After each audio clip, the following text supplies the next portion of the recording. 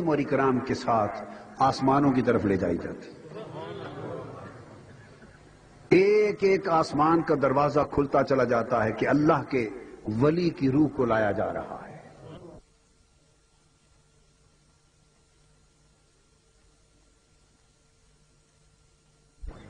تو اس آسمانی کائنات میں ملائکہ ولی اللہ کی روح پر سلام بھیجتے بھیجتے ایک سے دوسرے تیسرے ساتویں آسمان اور اس سے بھی مافوق ملائکہ اللہ کے ولی کی روح مبارک کو پہنچاتے ہیں، اللہ کی بارگاہ میں پیش کرتے ہیں. جب پیش کرتے ہیں تو عرض کرتے ہیں باری تعالیٰ تیرے فلاں محبوب اور مقرب بندے اور تیرے ولی کی روح حاضر ہے. حکم ہوتا ہے کہ ملائکہ کو سجدے کرو. تمام ملائکہ اللہ کے حضور سجدہ ریز ہو جاتے ہیں.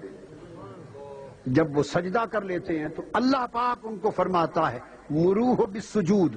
اب سارے ملائکہ کو حکم ہوتا ہے اب میرے ولی کو سجدہ کرواؤ، اب یہ مجھے سجدہ کرے.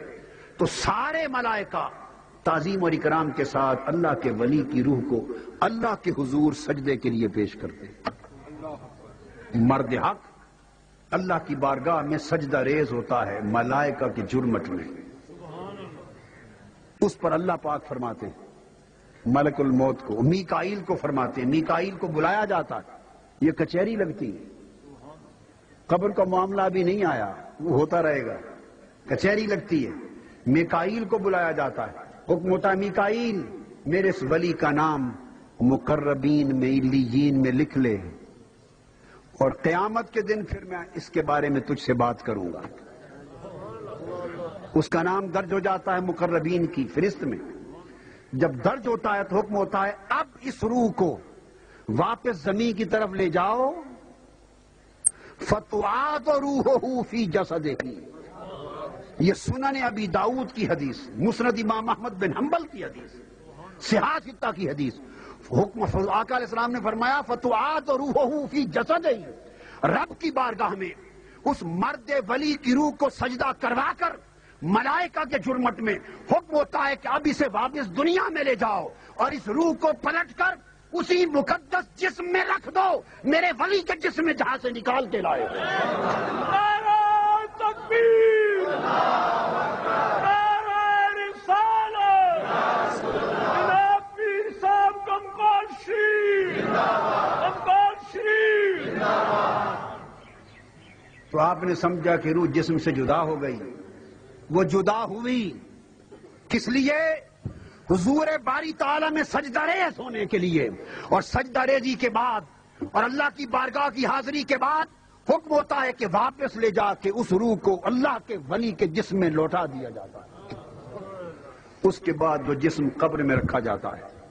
اور حدیث پاک میں ہے، حدیث پاک میں ہے فرمایا گیا لوگو اس ولی کے جسم کو تو تم دفن کرتے ہو اور روح کو فرشتے دفن کر رہے ہوتے ہیں. دو جنازے ہوتے ہیں. کتنے؟ تدفین ہوتی ہے تو فرمایا کہ جسم کو انسان دفن کر رہے ہوتے ہیں اور روح کو اس جسم اقدس میں ملائکہ دفن کر رہے ہیں. تجہیز بدن کی بھی ہوتی ہے، تجہیز روح کی بھی ہوتی ہے. بات فقط یہ ہے کہ چونکہ ملائکہ دکھائی نہیں دیتے،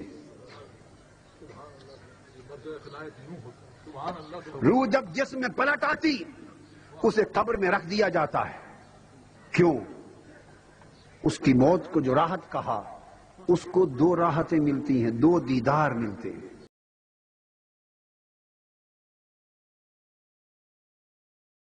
ملائکہ کہتے ہیں کہ نہیں ابھی نہیں، اب یہاں لیٹ جا، یہاں سو جا اور ایسی نیند سو جیسے پہلی رات کی دلہن سوتی ہے.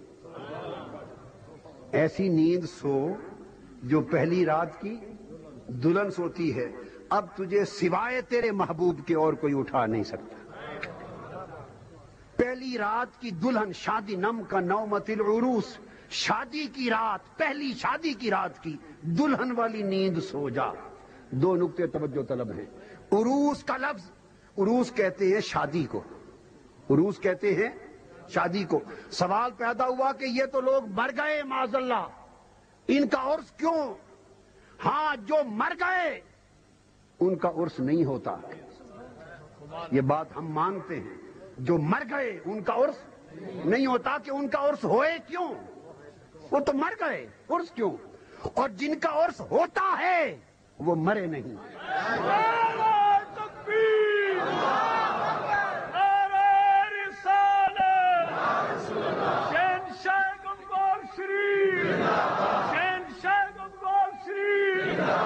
پوچھے کہ یہ بات آپ نے کہاں سے گھڑ لی، کہاں سے بنا لی؟ کیا پیروں نے سمجھا دیا؟ کیا خود گھڑ لی اپنے پاس سے؟ نہیں، کسی نے نہیں سمجھایا، تاجدار کائنات نے سمجھا دیا۔ حدیث صحیح کے لفظ ہیں، فرمایا سوجا کا نومت العروس، عرس سے عروس ہے، جیسے شادی کی رات دلہن سوتی ہے ایسا سو جا۔ تو عرس چونکہ اس رات ولی کی وفات پر جو پہلی رات قبر کی آتی ہے، حدیث مصطفیٰ کے مطابق وہ رات اس کی شادی کی رات ہے، وہ رات اس کی حقیقی شادی کی رات ہوتی ہے۔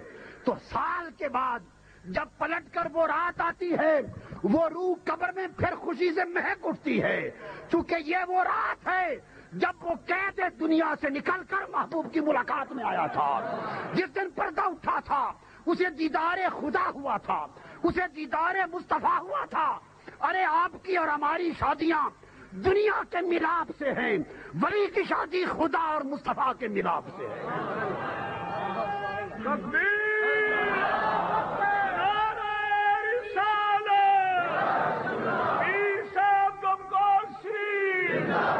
چونکہ اس رات کو فرما دیا یہ شادی کی رات ہے، اس لیے ہر سال عرس کی شکل میں اس ولی کی روحانی شادی منائی جاتی ہے۔ اللہ کے ولی کی روحانی شادی کی سالگرہ ہوتی ہے۔ عرس کی آپ تعریف سن لیں، ولی کی روحانی شادی کی سالگرہ کو عرس کہتے ہیں، یاد رکھ لیں جملہ، ولی اللہ کی روحانی شادی کی سالگرہ کو عرس کہتے ہیں۔